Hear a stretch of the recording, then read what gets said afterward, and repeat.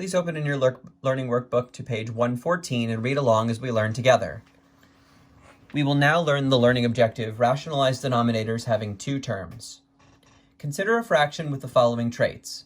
It is in simplified form, its denominator has exactly two terms, and at least one of those terms contains a square root and no other higher order roots. For example, no cube roots or fourth roots or fifth roots, just square roots.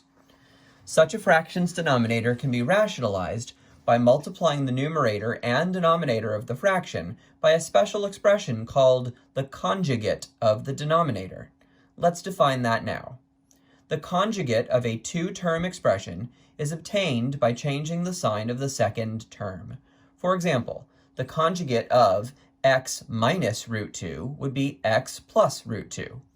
The conjugate of negative 3 minus root xy would be negative 3 plus root xy.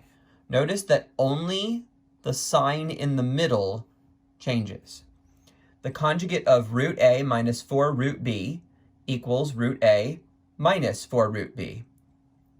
I might have said that wrong. The conjugate of root a plus 4 root b is root a minus 4 root b.